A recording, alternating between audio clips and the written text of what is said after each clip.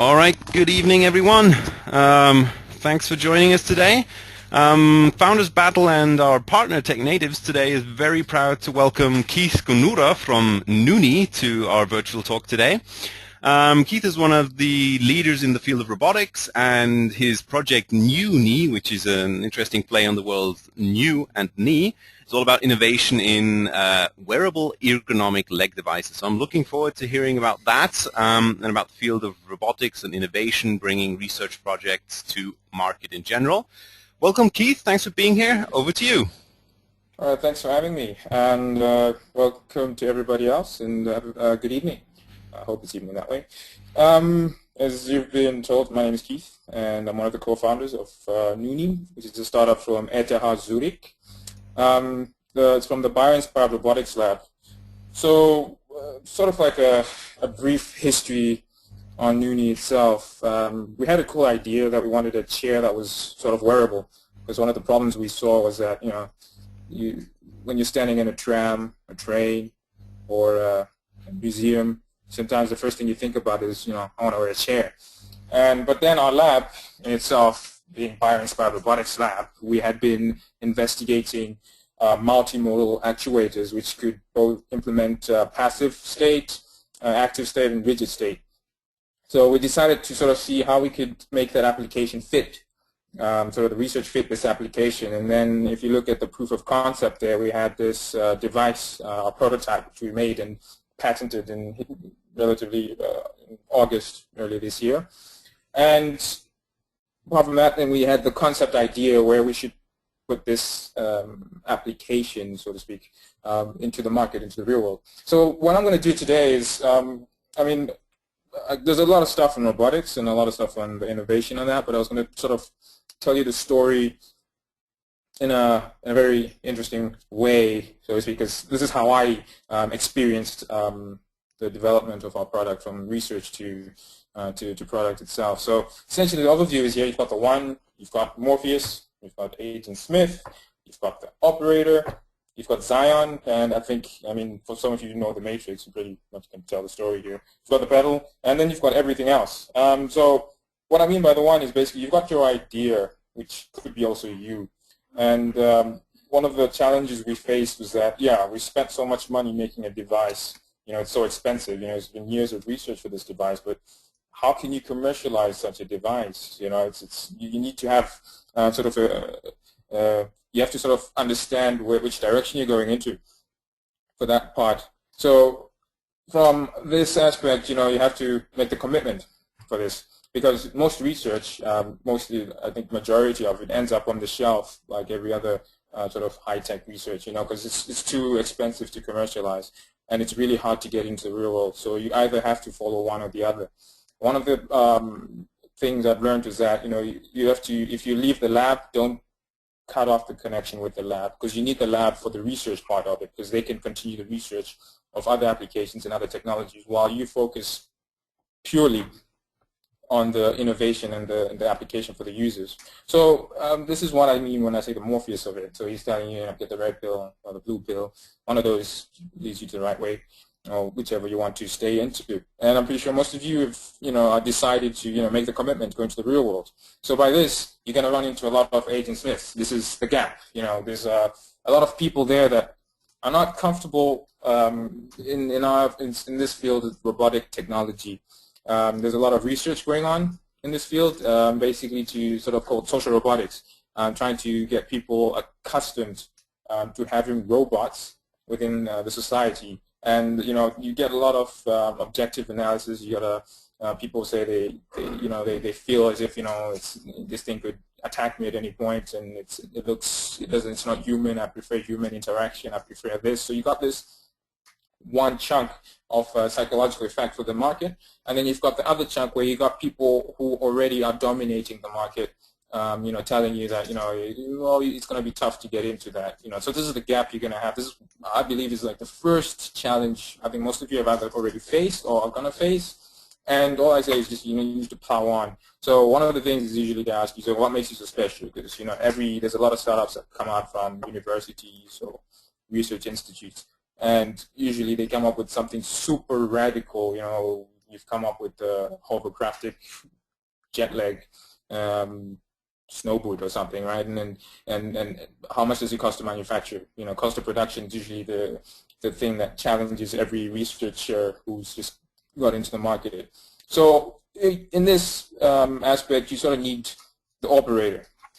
When I mean the operator, I think most of you already also learned this, that you need to know the right people. You need to get connected to the right people. In my experience is that there's a lot of people who are there who are already waiting to help. There's a lot of organizations, for instance, like this, the one that's hosting this now. And here in Zurich in Switzerland, you have a lot of competitions that help give you sort of seeder funds and to promote sort of the product development. So this is why I've got Trinity there telling you, she's been waiting for you and she can help you. And you got lots of people that are doing that. You got business angels, and you got business coaches that are going to direct you in the right way. So you need to start, don't be afraid to pick up the phone. That's why I got like Neo there holding his Nokia phone, the brick, and Morpheus 2. Ask for help, and you need to do this. You just have to take action. Don't be afraid to sort of take that action. So for us, we had to talk to a lot of industrial experts and get a lot of feedback from them. Say, which direction to go, how do we get this sort of make a supply chain and the value chain of our device, and start working on a business plan and what to focus on. And one of the things we learned is, the first business plan you have is never going to be the final business plan. Even if you do found your company, you're still going to be changing your business plan now and then because you have to adapt to the market. So this is the bridge you have to build. You have the connections who are going to take you to the other side, and once you get into the other side, you're now in Zion, which for me, Zion would depict the customers, because you're trying to convince these guys that you're the solution that they've been waiting for, right? You got some that say yes, some say yeah, maybe, some will just say no, some will say never, because we're happy the way we are, and some just say you don't really understand what we need. This is the ultimate gap that I see that's between research and the product. We research a lot of stuff mainly because it's cool. We think of an application that's actually not really a real-world application. We usually say we need to make robots efficient. We need to concentrate on research for a small specific part of the robot. But you can spend 4, 5, 20 years just trying to research efficient leg walking, leg locomotion. But it's going to be a long time before you get to the actual product, the actual target that you're trying to get to. So most exoskeletons that we see out there start off at like $65,000 US, and they scale up to 250,000 easily, because the amount of research they put into it, the amount of production they put into it is just not tailored to the final end user. So this gap here is where you need to sort of start concentrating on normally when you want to bridge the two gaps, bridge the research and the product. Understand your customer. It's not technology-based, sort of tech-driven. It shouldn't be a tech-driven product. It should be more like a user-driven product. And right now, I don't know if most of you know or have already heard of this, but the EU is planning a lot of funds trying to promote research facilities to go toward a user-based approach, not just say, oh, we found that there's a lack in technology for having this, lightweight or heavy, powerful robotic arm, but you don't really know if the user wants a heavyweight robotic powerful arm. There's already KUKA, there's already all these other companies that have the robotic arm, but why would you spend more and more time researching this? But unless you understand what the user wants, you cut a lot of corners, and you realize, okay, most of the stuff we have on the systems is not actually stuff that a user really would want to use. Yes, maybe in 100 or maybe in 50 years, I don't know when, they want to use that. That's why with Zion, you've got to prove yourself with the customers. Yeah, so that is when the battle is what we faced with our device, because our device, being the chairless chair, we call it the chairless chair, is since you wear it, it's a leg exoskeleton, since you wear it on your legs, we are targeting musculoskeletal disorders, so anything that's related to your muscles. If you're stressing your muscles, any repetitive strain, either from stooping, squatting, or bending your knees, we take that load off. But convincing a user who's been using a chair or just been working standing for God knows how long, is not going to be easy, because for them, they really don't know that, okay, yeah, maybe the reason why I have this knee pain is probably because I've been sitting in a bad way or I've been standing for so long. They probably think it's something else. And trying to convince them to do that is the hardest thing you can do. This is why it's a battle. You have to get there, and you have to spend time with them. As my business coach said once, you've got to go there in the morning, you got to sleep with these guys, you got to eat with these guys. You basically got to be their family. You understand their problems, you understand what they do every day when they're working, you understand what they need when they're working, you understand the problems they face when they're working. Then you can tailor your product to that. Otherwise, if you go the research approach, it's usually closed door. It's usually the people in the lab that want to promote, say, oh, let's try something that's super cool. So we learned that our product was really tailored for me and my business partner, because we thought, this is cool, let's do it like this, let's do it like that, let's do it like this. And at no point did we ever say, let's go talk to the guy who we're going to sell it to. Right? We approached our business partners. We entered competitions. Safe to say we won. We still, a few of them.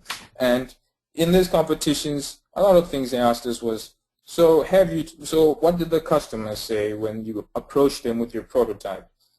We never had an answer. This is where you need to bridge the gap. There's a lot of robotic technology out there that's amazing, that's beautiful. There's a lot of innovation going on out there, but the only thing that it lacks is that they don't understand what people really want. Very few professors actually do spend time to sort of try to see what's going on, what do people really want, but then that's a different field in robotics. Yet this social robotics field and as well as just robotics field, they don't somehow merge. They never meet halfway. If they did meet halfway, I'm pretty sure we'll probably have a lot more robots in society, a lot more exoskeletons that are cheaper, because some of the exoskeletons augment your strength. Ours doesn't augment your strength. We actually take away this part, because we read a few papers, a few articles, and we've talked to a few people that say, we don't want something that takes our strength, that gives us extra strength, because you're now neglecting your normal muscle functionalities. And after some time, your muscles get weaker. So this was one of the needs we found out. And with our device, we can prove that. Actually, when you're walking, when you're doing everything else, it's purely you. But when you need the support, we provide you the support. This is the battle. So you have to show that you're better than all the other solutions that are out there. And ours, is also cheaper. This is one of the other things you have to think about. Robots usually, I think research, since it's a 4-year project, could be about 2 to 3, 4 million easy spent into development and including your salaries. But when you want to sell it, how do you value something like that? Where do you start? So this is where you start having to make sacrifices, because you buy the most expensive motors because they've been your supplier for the research institute for years, so you know them, you know how to use the controllers. And most robotic motors, the ones we use, just one DC motor costs about 232 francs. That's ridiculous if you really think about mass production of these things. And then the value of the device has to go down from that. So there's a lot of stuff that we experienced, and I would say it's a lot of work. And everything else that's affiliated with that, when I can summarize this, and that is, you've got to be very, very flexible. We started off with a very specific direction, and we learned along the way that, talking to some people and talking to industry experts, that, listen, the direction you're going to, it's unrealistic. You're not going to sell something that's ridiculously expensive to someone that you're targeting, your average Joe. So the benefit of our device is that you give it to your employees, and you let your employees wear this, and you help your factory, you make your workers healthy. But if you're going to do that, are you going to charge, 25,000 per device? And which factory or factory owner, which company is going to pay 25,000 francs per person? How do you prove that? That takes me back to the battle. You've got to prove that if you invest 2,500 francs, whatever amount your price is going to be, when is your return on investment? right? This devices that either get a return on investment, this device that save costs, this is always the cost benefit analysis. So you have to prove that you're better than the solution that they used to. So, everybody else has the same sort of thing. We also have, we can save you X amount of money if you use our device. Yeah, but you have to show that you're better. Either you're faster at returning the investment, or you return it with a larger amount. So with us, this is one of the challenges we faced, is that how do we prove this? And of course, to do this, that's when you go back to your to the operator. You talk to your operator or to the people who know other people. You get into your networks. You go to people. If you stick within the robotics society, especially for us, we experience that you won't leave it. You'll stay in it, because every roboticist knows the next roboticist, and the next roboticist will probably know the other roboticist. And if you want to get out of that, you need to also get out of that circle. Start talking to people outside, and these are the people who get you to the right connection. It could take time. It took us a bunch of phone calls and a couple of weeks and a couple of months to organize meetings and getting to know what's needed. But you go to those guys, they let you know. You talk to them, and they tell you, okay, listen, this is what we want, and this is how we want it. Of course, you're going to get differing opinions, but even if they're differing opinions, at the end of the day, it's what fits your business plan. And if your business plan can modify itself to fit this, that's even better, because at least you're guaranteed that these guys said, listen, if you change it to this and you set the price to that, we'll buy it. That's what, at the end of the day, an investor wants to see. So somebody going to buy it or not. Right? Most of the investors ask you, so who have you talked to that's going to buy it? If you've already got a customer, you're more valuable with a customer who says he's going to buy it for X dollars than a customer that says, I don't know, it's nice. We got a lot of that. People saying, oh, it's a very nice device, it's very interesting. But no one was willing to actually say, yeah, we will use it, right? Until we mentioned the price, they start going shocked. We could just get shares, we get this, but you really need to get back to the part where you prove yourself and get over that bridge and get the things together. Another thing is basically, don't be afraid to call for help. There's a lot of, as I said, a lot of organizations. I'm not sure. I think each country now is promoting a lot of entrepreneurship spirit, and a lot of business angel organizations are cropping up, venture capitalists are cropping up as well. And all the big companies are also keeping an eye out, trying to promote innovation. For them, it's free labor because you bring it to maturity and they buy it off you. So there's always that sort of thing. So don't be afraid to call them. For one thing, we also learned that there's the fear of competition, which is healthy, but then also paranoia of competition, which is not so healthy. Because if you close your doors to a lot of people who you assume might be your competitors or could leak your information to your competitors, that sort of leaves you isolated. You actually don't know what's going on. The more you trust people around you, the more they trust you back, and the more they recommend you to other people who they trust. There's a lot of this that goes around here where we get where we started off really paranoid about, oh, we need to protect this, we need to keep it secret, we need to do that. And at some point we realized, well, we're not really progressing forward. All we've been doing is just progressing inwards, backwards, or actually just staying stagnant in the development of our device. And, well, just from that, talking to one guy, right, we decided to approach just one person. One person changed the whole plan, the whole path, really. They just opened the doors. We met a business coach. One day, in the same day, we met this guy. He introduced us to a business coach. The business coach says, I don't see why you're hiding this. You need to get people seeing this device. If they don't see it, they'll never know what you're doing. If you've got, there's NDAs. You could try to use NDAs. Don't just think that you need to wait for a patent. Obviously, sensitive information, very sensitive information. Then you have to sort of hide that. But I worked in a previous startup, where they literally, when I went there for an interview, everything was covered in black. And they told me that's the device, and all I could say was, interesting, it looks nice. It's a black covered thing. And what does it do? It does X, Y, Z. sign the NDA first before you see it, right? But from that perspective, they showed me the first prototype, which had nothing to do with anything that I worked on after that. This is what you should be doing, showing the prototypes, show the early stage prototype, which obviously is not modified, but to give people an idea of what you really want to do, and get some input from that. So this is why this is sort of like a learning experience for me. One of the things, another one of the things that I think is very interesting was that in Switzerland we have this venture kick competition. I think if you see on our website, you can see that we've won stage 1 and stage 2.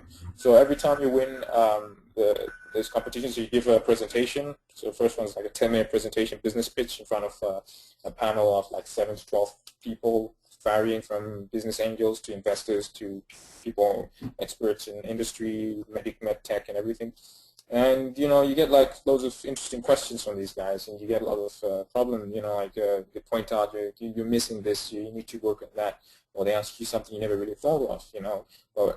And then after that, you're obligated. You have to attend what they call the Kickers Camp, and it's just a 2-day camp where you sit in a room with 2 other or 3 other startups that got through the first stage, and all of you do the same presentation you gave, but thinking of it as a stage 2 presentation. And from there you get murdered, Dragon's Den style, where you've got 2 guys, business coaches, really, really hammering your idea, making you think deep and hard as why, who your customers are going to be, why are you pricing it that way, why are you spending so much time on product development, because that's the loop you get stuck into if you're a researcher. Concentrate a lot more on the thing you enjoy doing the most. And I think for all the researchers who are tech-based, like who like to do hands-on stuff, you're usually spending most of your time in the lab trying to improve your device. Yet, you've never talked to anybody who says, I want that improved. I'm not saying everybody has it, but this was our loophole. I mean, we found out that we weren't the only startup. There was another startup that was also tech-based, and they also were in the same problem. They had 2 engineers, 2 PhD students, who were both working on the device, all concentrating on product development. None of them wanted to go out and ask, like we say, oh, well, we're still trying to make it better. We want to make it more efficient. We want to make it da-da-da-da. And the business coach simply asked, so why do you want to make it more efficient? When you looked at the competitors in your market, sort of student competitors, did you use too much power? No, we actually use the lowest power. So why do you want to make it more efficient? Already you are sufficient to actually be competition. So approach the people, see if they want to get it lower. If they want to get it lower, the power consumption lower, then make it lower. But if they say it's perfect, work with that, and then work on the second stage of your device, your second iteration, which would be the one with the lowest consumption. So you sort of shorten the gap also between from research to market, instead of always spending so much time on the product development.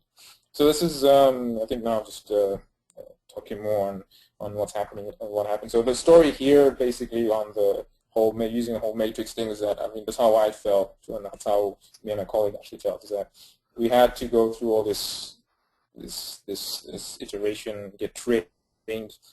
The whole Morpheus training you, it's basically the business coach pushing you and trying to get you to think harder on your decisions, and then talking to the customers, and then these customers are usually asking you loads more questions that investors or business coaches don't ask you, and you're not prepared to answer the question, but which is good experience. One major thing was that if talking to people actually gave us more confidence to talk to the next person, because at first you're afraid that, oh, they're going to shoot the idea down, they're going to think it's stupid, they're going to think, oh, why do we need something like this? But surprisingly enough, we saw a lot of people who were just, were like shocked, amazed, interested, wanted to come and try our device out. Oh, that's amazing. We thought we were going to say, oh, it's not complete, it looks crappy as a prototype, blah, blah, blah. People understood it's a prototype. It works. Wow. Seriously, let me get you in touch with somebody who could be interested in this. But you see, the process, it's a long process. It's not, if somebody shoots it down, normally they say, yeah, I mean, it's not my sort of thing, go try somebody else. Usually the people who strongly try to shoot it down are usually other researchers, because, I mean, in our experience is that most people, who research, they start thinking of the research, like, oh, it's lacking in this, it needs more of this, it needs more of that. You listen to that, put it down, and write it and say, this is the next stage when we have sold maybe 10,000 units and we are generating positive revenues here. Let's put it there, and this is going to be version 2 of our product. And yeah, so currently we are, if I say as our company is Noonee, we're at the stage now we actually sort of sorting out pilot tests with customers, which is also a very good thing to actually sort of get more feedback. So you develop your device for industry, for instance, or if you're trying a medtech device and everything, you need to talk to the people in that industry and say if you could test it.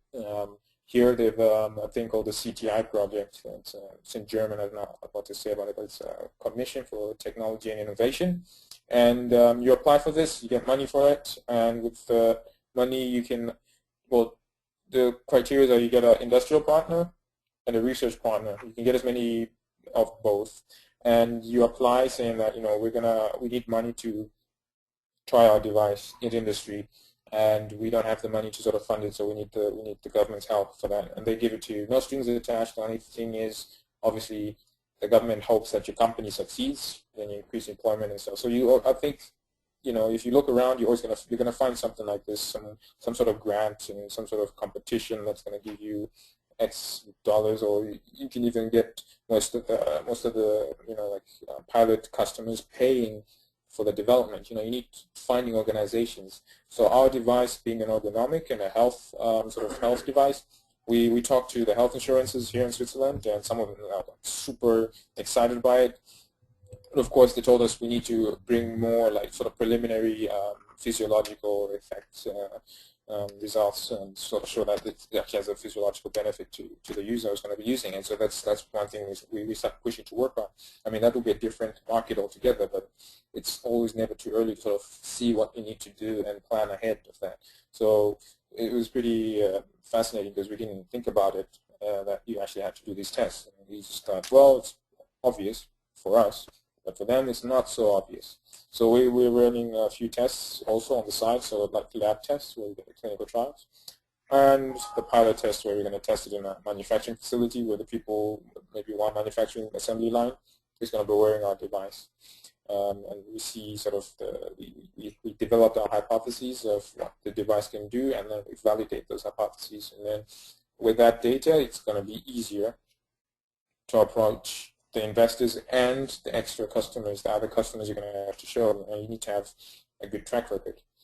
And I think before I close, sort of, I usually speak real fast. I'm sorry about that.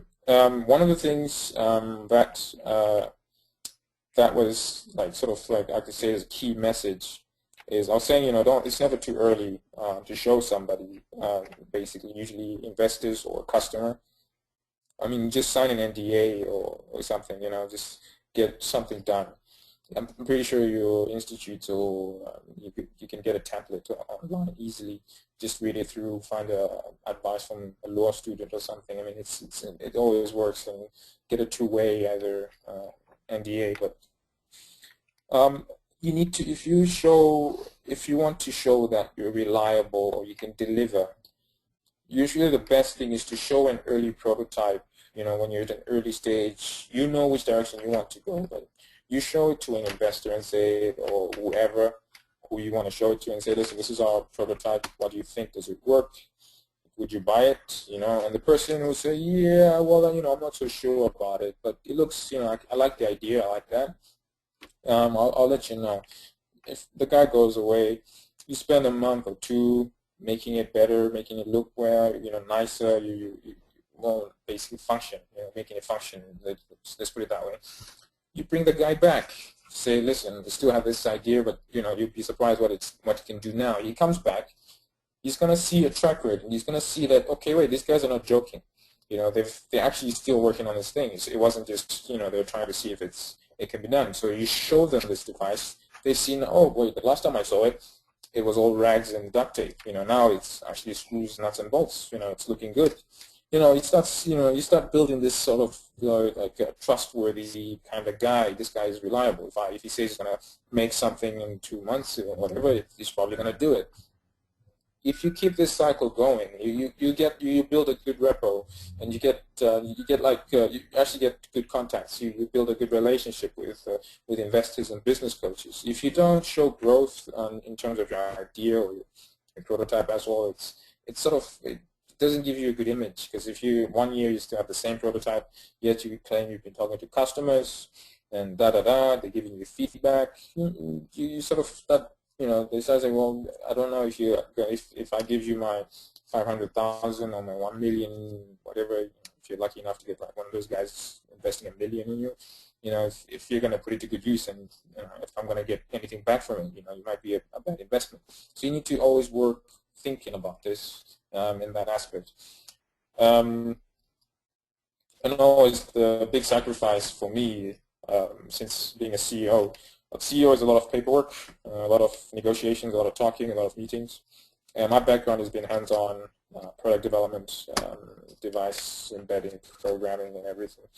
And I mean, it's a big change. And some people, I guess, it's not a comfortable thing to sort of go to lose. Because when I went into this, I wanted to be, free, sort of like just to be able to do what I want. And so far, it's been slightly difficult, but I'm beginning to enjoy it more and more with this negotiations, because if you can talk your way into an investment, I think you can talk your way into anything. And I believe that everybody can do it. It's just I think you need to make the perfect team to do it, and you need to have the right people, and all your connections, all your network and everybody is actually a good connection for that. And having said that, I thank you. So that's the end of my talk, and I'm open to questions. All right. Thank you very much. I sincerely hope your project continues better than Matrix 2 and 3. To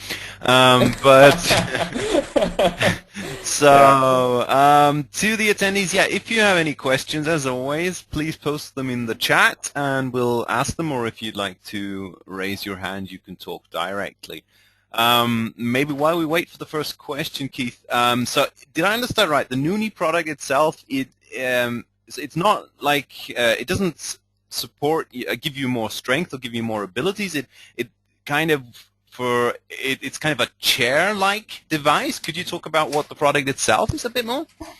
Okay, so I mean, we wanted to make an exoskeleton that could augment sort of your strength and give you all these abilities.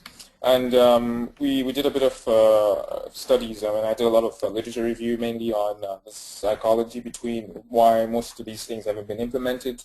And one of the things I read was just like knee braces, for instance. A lot of people don't use those because you actually start neglecting small parts of your muscles, and they get weaker, and you start depending on the knee brace more and more, because it's actually, it's augmenting the strength of a specific section of your, a specific part of your knee.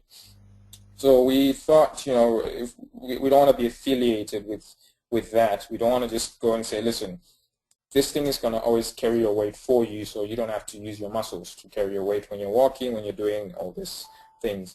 But we identify that the only thing that people would want support on is when they're tired and actually want to rest their muscles. So we made this device mainly as we call it the chairless chair, but essentially the chairless chair is it's sort of, I guess it's a narrow name, but it's actually a posture support device, and it allows you to maintain a lot more postures, not just sitting, but stooping, squatting, and I guess you can see, I could, if I had pictures, I could show it. Actually, I could show you a video if you're interested. Yeah, sure. All right, let me just work on that. So it's, the whole idea essentially was that we don't provide strength. We only support you. We support your muscles, so you're not neglecting. Because most of the target market we're going into are your average heavy industry Joes, who like, I won't use this because it's going to make me weaker, so I want something that, makes me use my muscles a bit more. Mm-hmm. And so we said, okay, the one thing people really want to do here is just sit or rest their legs when they get tired, and boom, that's what came out. So you can see my screen, I guess. Yep. I mean, we had a few prototype videos. One second. So this was just like testing. Actually, no, this one is it? Okay, that's the guy. So you can see that? Yep, yep. Okay, so I'm just going to skip around. So this is one of our, one of the bachelor students who was trying out the prototype and walking around. So if you can see at the back there, you get like a good butt massage. But the one component was that we don't connect the waist together, so you've got more flexibility actually. So you can see that you can twist your leg, your whole leg without feeling without restriction and everything for that. So you got the good screen. So we're like basically recording him, trying to see sort of, because we got like stress areas. So we're trying to work on the comfort. So we're saying like can you squat? What can you do with the device? Sort of most of the working postures you can do. So we're like can you do that?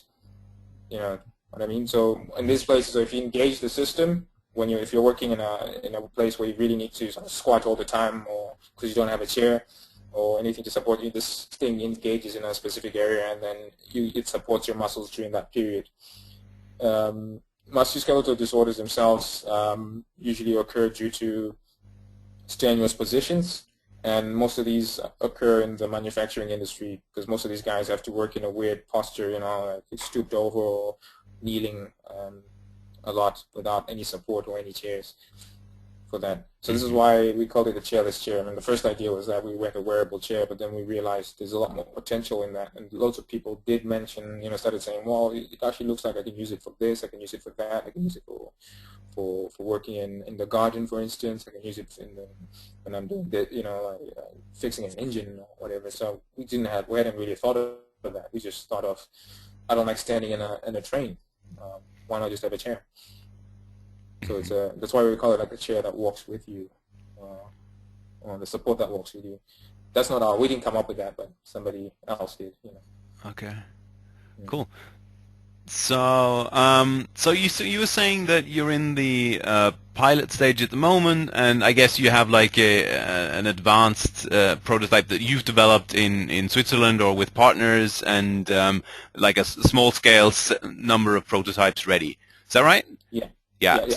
When now, of course, the next step would probably be not necessarily mass production straight away, but what's the roadmap going towards like larger scale production runs? Is there something you have on the roadmap, or is it a challenge that you're looking forward to? Or actually, I mean, we have, I'd say, we've looked at it in terms of how we go from it. So one of the things all startups in Switzerland try to do, especially if you are an AG, you try to keep your prestige by going Swiss made, Swiss umbrella, because that sort of gives you the whole, it's been made from quality. mm-hmm. Sort of our roadmap is that at first we thought of really, doing the mass production here in Switzerland, which is actually very hard. So there is two paths. Is just to either go outside, or we'll really look for a production partner who, believes in the product itself. Saying, okay, it can help us. So he uses the product in his manufacturing facility while he manufactures our device. So that's one of the things we're trying to sort of, that's the challenge, I guess, which we have planned to try face, is that this guy has his workers wearing the device, and then they make our device while they wear it. So that's I guess it's one of the roadmaps. I mean, I don't know if that's what you're looking for.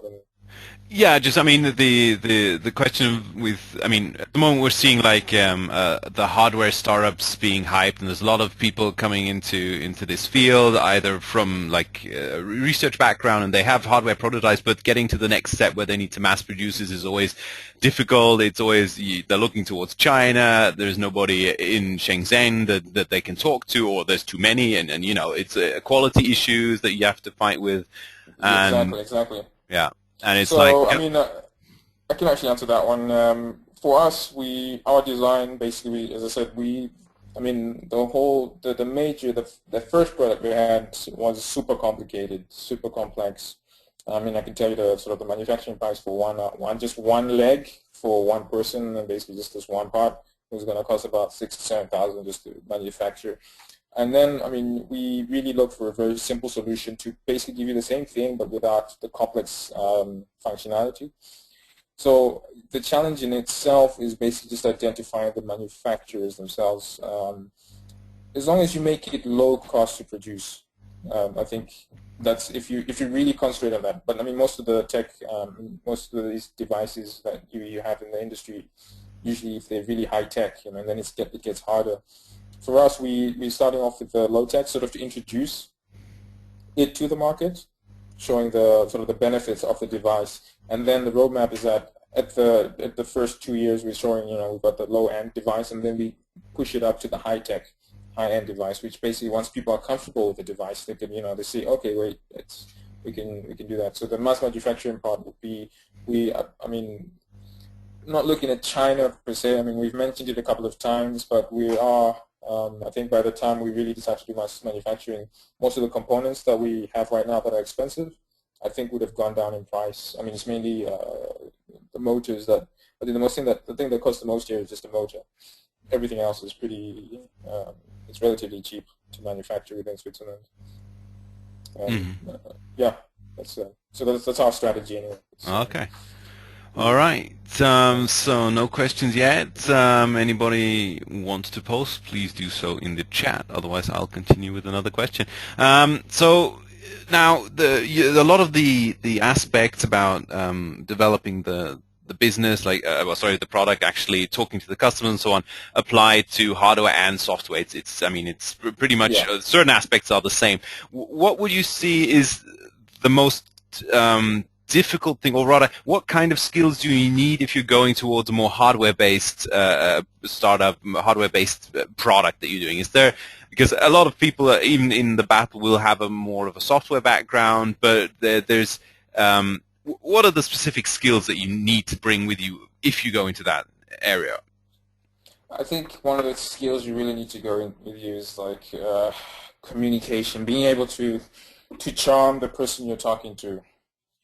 Um, I'd say I think you've got to have a certain charisma. I mean, you can build up one, and you need to work on it. Usually, as they say, it's like the best person to talk about the product is the person who designed and built the product. Um, in this, I guess with the hardware, also the other one, the major thing I can think of is I think you need to build trust. I think that's one of the major issues is just you need to build trust, being able to deliver. So if you go in there and you state that you are still, you know, you talk to the customers at an early stage and say we've got, you know, you show them your prototype and you tell them by X, by date, Y, whatever, we're going to have this ready and we can show that to you. That you need to have, and then I mean you might have the worst talking skills or whatever, but if you can show that, okay, after 2 months or 3 months, whatever, we showed you that we can deliver, you start building. I think that's what you need to have, really, just the reliability that if you tell someone that you're going to do it, do it. You know, if you know you can't do it, don't say you can do it. You know, really, either if you say you can do it, push as hard as you can to do it.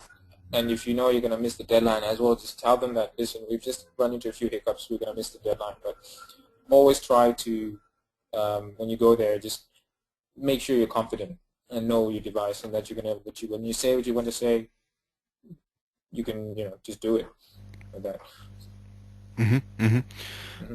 All right, we have the first question, which is So you're developing a medical product, and what kind? So are there any specific barriers to the market? Like I'm guessing he's talking about getting it certified or something like that. That you need to take, that you have taken, or how was the experience with that? So the experience was that it's quite interesting because so we wanted to go straight into rehabilitation also, because we thought, oh, that's where the money is, especially here in Switzerland, going into rehabilitation with these devices. But the certification process is pretty long, and our device, we're actually using active balancing, which is just a fancy term for saying you balance it yourself. This is why we say you're not neglecting your muscles. So you maintain the balance yourself most of the time. And this reduced the complexity of the system drastically. So we don't really have any sort of stabilizers for the person when you're sitting on it. So you're really you're keeping your muscles in motion, smaller muscles in motion. And for industry, there is obviously also a certification that needs to be done. So so the strategy we have now is that we go for the industrial part, while we talk with a lot of other people on sort of the medical side of the device.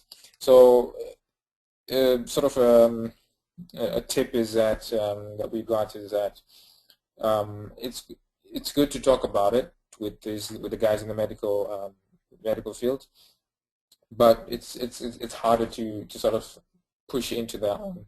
Ours, because one of our devices has hydraulic fluid inside it, so that already in itself gives us a negative point on the certification process there.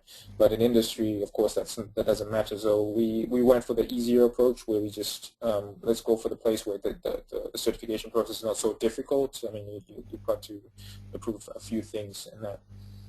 So that's sort of our experience with this. We avoided the heavy certification process. Mm-hmm. Mm-hmm. Mm-hmm. All right. A second question from Stefan. So, in the field of robotics, what are the hot topics and the hot spots in Europe? So, I guess sort of what's going on at the moment in the field, and where in Europe specifically are there, like, is Zurich the place to be in the robotics field? Would be the question here. Well, I mean, for me, I'm not really from Switzerland, but I guess Zurich is the place to be when it comes to robotics. Most of the robotics research here is pretty amazing. I guess here they do a lot of stuff. I don't know if most of you know of the Kiva systems that was purchased by Amazon some years ago. Is that warehouse systems, right? The warehouse logistics. Yeah. So one of the professors is here, right, and it's got one of the biggest labs here, and they do a lot of work on with SLAM, and they have like unmanned drones. They usually have these quadricopters that fly around in the sort of like the flight room. So you got a lot of these guys working on the control, robotics, and you got Roland Siegwart, the autonomous systems lab, and I mean I think they helped a lot on one of the small part of the design of the Mars lander.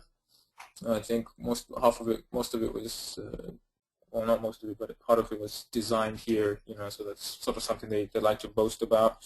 And you've also got I think the UNS Berkeley's lab, which recently opened, but they have something similar to Big Dog, and they're also researching a lot of stuff to do with efficient locomotion on uneven terrain. But I think if you really want to go into hands-on area, Zurich is the place to be. All the other places, when I was in the lab, when we tried to do a bit of collaborations and stuff, most of them are usually software-based. So they're good at the programming and specifically just want to work on the control of the whole project. And then there's other labs, not to mention, IIT was one of the labs that we like to always delegate with the programming. And I think the Fraunhofer Institute is pretty good as well, but they also like working on doing the paperwork a lot. I mean, they've got a few good robotic arms, which we have here in the lab. We've got one of them here in the lab that we're working with. I'm in the lab at the by the way. in the office. But yeah, so they work with that. And not much robotics has been going on in the UK. I guess this is, I guess it's a given. I mean, UK is very industrious, and most of the robotics they do there is usually just cook arm robots and the block systems. But when I say the hot topics here, the hot topics usually, I guess it's rescue robots. That seems to be the whole drive. If you can make something that can navigate to rescue somebody, that seems to be the major kickoff here in Switzerland. All right, very cool. So we have one last question, which is kind of related. So he writes, from your point of view, how realistic was the recent announcement of the Amazon drone delivery? I don't know if you heard about that. I think they it's not part of the question, but I think they announced they were going to deliver packages with robots or drone technology, more or less. I'm not sure if you heard of that, but I guess. So he writes. Okay, so he writes. No, they announced it, and apparently it's a PR gag, or rather, it's not very realistic to be there in the next few years. So, what's your point of view on that? Actually, I think it's pretty realistic. I'm pretty sure they're saying that because, as I told you, it's just mentioned the professor who sold them the Kiva systems, right? So he has he has flying drones, and these things can navigate through the hallways like crazy. And so I see these things. I always see these things in action, and I'm pretty sure it's not unrealistic. It's just probably very expensive, but Okay. I wouldn't be surprised if I saw Amazon delivering a package with a drone or something. I mean, probably a flying drone, but not like a land-wheeled platform. But yeah, I'll keep my eyes out for that. And down when you see it flying. Okay. Okay. Yeah. Okay. Yeah. Well, so that was the last question, guys. If you have any more questions, post them to the chat quickly. Other than that, thank you very much, Keith. It was very inspiring. I'm looking forward to hearing more from your lab, from your project, and you. Thank you very much. Yeah. Thanks for attending, and yeah, so we'll put this online, and if there's no more questions, I'll give them a couple of seconds. But thank you very much for attending, and thank you for speaking, and yeah, Thank good you for night. having me. Good evening. All Good right. night. Bye-bye. Yeah. Bye.